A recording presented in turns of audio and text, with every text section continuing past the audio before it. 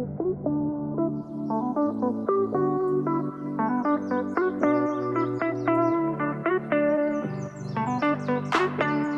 guys, I'm coming to you from the back pool garden. I just wanted to give you an update and show you the back garden bed that we talked about in the last vlog.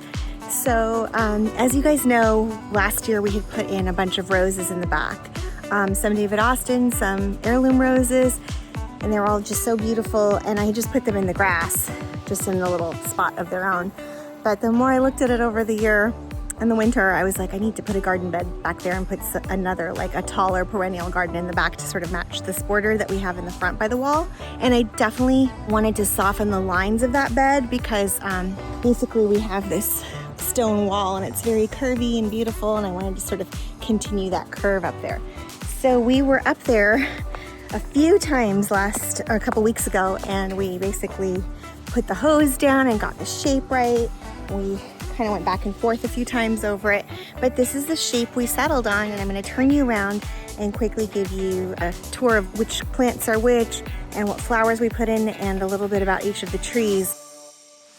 Just to give you a little bit of an overview, over there we planted a tall apple tree, which is right now tall, but what we're planning to do with that, the reason it's so close to the fence, is we're going to make that into like an espalier and tie it to the fence and experiment and see how that works. So that will be the next vlog, when we hack that down and sort of tie it to the fence and try to make it grow laterally. So it'll be a little bit of a shade barrier too, which will be nice. Let me just tell you quickly, this is a Japanese maple called shrubs. And what's really amazing about this tree, I know it looks kind of red here, but we'll go up close when I show it to you. The tips of it are actually, they come out fuchsia, like a deep, deep magenta fuchsia. And then they turn in the heat because it's going to be planted here in full sun. So when later in the summer, those leaves are going to turn into like a grayish green with a creamy ivory outline, and then in the fall we're going to have that red color, and then it'll drop its leaves. So we're really excited about that one because there's so much pink in the garden. Okay, and then over here we actually wanted to plant something more evergreen. So over here you can see we planted a weeping blue spruce called the Blues, but this is a tiny version. It's supposed to only get like 4 to 8 foot high. So we're gonna try to keep it on the short side and like trim it up and, you know, stake it and stuff and make sure it goes more straight than floppy, which I noticed they took the stake out. So I'm gonna have to go do that this week and stake it up nice and straight. But for now, I'm gonna turn you around and give you a quick tour because we're gonna be expecting a week and some of rain, which is why I didn't come back right away, because we had a couple of days of rain and then it was like super extreme hot sunshine, and I was doing all I could just to water everything in and keep it alive because they were such new babies, and we all of a sudden had this heat spell after. But let me turn you around and I'll tell you all about it. Okay, so let's start at this end. As you know, we had ended there with that pink rose. It's called the Alnwick. And I don't know if you can see behind it, but there is a yellow rose that now has gone in that is called the Poet's Wife. And that is also a David Austin. And then over here, we planted a rose called Carding Mill. And as you can see, it just dropped all its blooms as of yesterday because we had a crazy thunderstorm rain shower. But you can see the apple tree has already got little baby McIntosh apples. So hopefully when we put it up against the fence, we can try to save some of those branches. Not sure though, because this one's kind of growing out this way. So we've got the rose trees that stayed. I told you about the hibiscus that had died. And so what we did was we moved the carding mill where that hibiscus tree was, and then we planted the apple tree where the other hibiscus tree was. So we just kept it sort of like roses and this one apple tree back here and the rose trees, standard rose trees. Tessa the D'Urbervilles has just come in. She's much later than the others, so she is in full glory right now. And this is a new thing that we're trialing, which were cascading hydrangeas. They look a little sad, but I'm hoping I can keep it going and it'll be okay. It's in a lot of sun here in this spot because the sun even sets over there. So I'm thinking I'm gonna put in a little bit of an umbrella because later on, I'm hoping to provide shade for it with that tiny little plant, which should grow up to be like as tall as the fence. At least it's called a mock orange. So it's gonna take a while to fill in, clearly. So a little parasol for this little baby. Fairy Trail Bride hydrangea. It's cascading variety. And you can see here, intermittently I put in a bunch of hardy geraniums. This is my attempt at warding off, or staving off, I guess, the Japanese beetles. So what they do apparently is when they try to eat this plant, they get like drugged, like paralyzed, and so they can't be really active that day, and so that sort of protects them from eating whatever else is in your garden. So I will let you know if this works out, but I have put it all over the garden, mainly near wherever the roses are, to try to do that. We've got some betony, we've got more of the hardy geraniums, and then this one is the blue boa agastaki. So I had 2 of those because I didn't have enough of the blue fortune, so I put them on either end of the garden. This is the Alnwick rose, so it's doing fine because it's been here like a year now. And that is the Poet's Wife, another lovely lemony yellow colored rose to kind of match these standard rose trees that we had put in. I'm gonna try to turn around here. This is a mess back here, so it's a work in progress, this little corner. We've put the hydrangea in, it's a limelight. We moved the lavender from the other side and just stuck in a bunch more here because the ones that were here were kind of flailing. This one's doing fine, but those 2 were not, so we put the giant one over there. Got a dahlia coming up, and I think a couple of zinnias that came up from last year via seed, so that's exciting. I planted some annuals here next to the Pinky Winky hydrangea tree, and the hibiscus you can see is coming in. We did have a sad misfortune, although that's like, I'm trying to set a trap here, so don't mind that mess, because something is digging down in there, and something, I think it was deer, basically over the winter ate all the Japanese holly, the upright one. So that is what we have so far coming back from complete new growth. And here you can see our roses are doing well.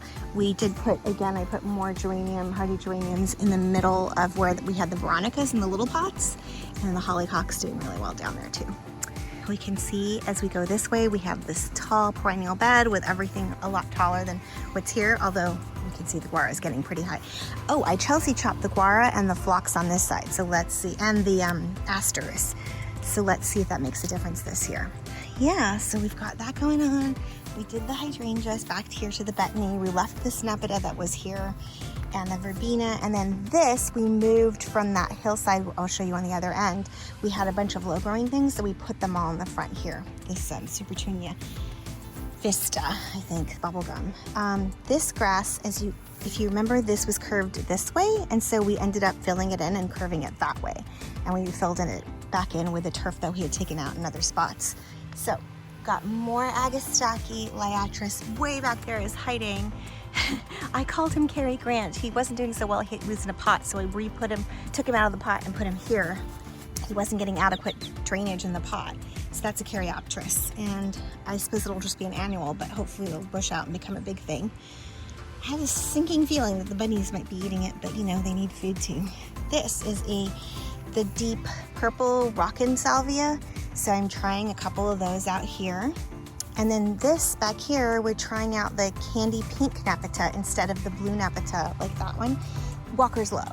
That one's the low variety.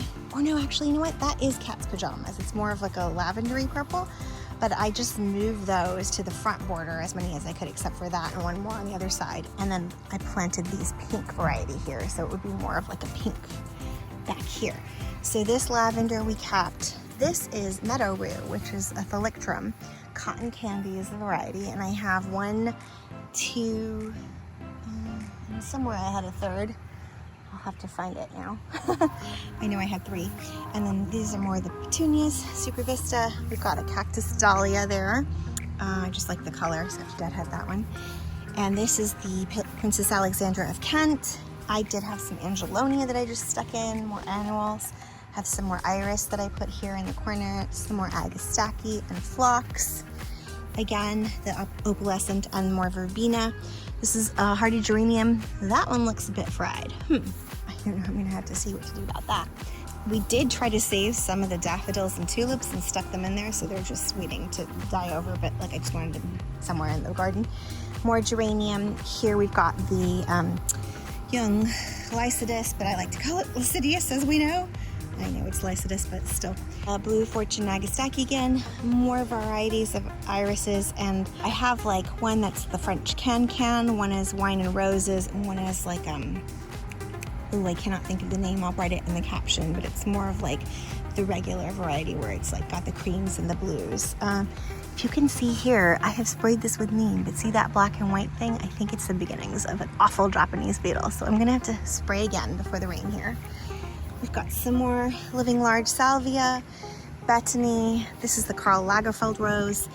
This is kind of coming back into its own because over the winter it grew really tall as if it wanted to be a climbing rose, so we cut it back. And it's a bit suffering, but like we did have some blooms on it a bit ago. More of the deep purple salvia rockin', that one, and over here. And then we've got another of the catmint. Here's the weeping blues. Back there is the third electrum. And then here we've got the Abraham Lincoln. A lot of these just fell, as you can see, over the rainstorm last night. Pink Candy Nepeta. This is the iris that we had in the garden and we divided it. I think it's Caesar's brother or something. It's that deep purple, just regular variety, but it was huge, the clump. If you can see right there, that's the rest of it. So we just put half of it over here, or a little less than half. Put some more phlox here. Here we've got Earth Angel, which is finally come out. And more verbena, more phlox, just repetitive, just like in the front row, just more repetitive of all the perennials, but like the taller varieties. Here we've got the Memorial Day rose, and here, suffering very badly is my Queen of Sweden rose, which we moved from the other side. So I'm gonna cut back these dead parts and hope for the best here. They're pretty resilient, so hoping it will be okay. And this is the empty spot where I'm thinking I saved it for some sort of an evergreen tree or maybe a deciduous tree. I haven't decided yet. That's the second Fairy Trail Bride hydrangea. We left one lavender up there and some of these petunias, super petunias, and then the betony. And I put another mock orange there to provide shade again for the Fairy Trail cascading hydrangea there. And then as you can see, we put grass in the middle so we have a path. This way it just becomes a lot easier to weed both sides and to water also, instead of this being one giant bed that we couldn't get to anything. And so I moved all the Nepeta onto this side, and then I'll fill in there with a few other things. Haven't decided yet, so wanted to leave some options open. And then you can see here is the line for where we stuck in the turf that was here on this side. So yeah, that is a full tour. Here is what the front perennial garden is looking like, and hopefully how full this is, how full this will be by next year, or maybe if we're lucky by the end of the season. Hydrangea's looking very happy, this one.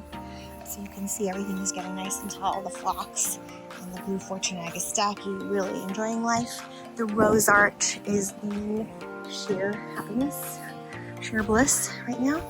So lots on the ground because of the rainstorm again, but yeah, summer is here and this is what we look like. So I will keep you posted, and the next video will be the espaliering of that tree. But here, enjoy the roses while they're still here.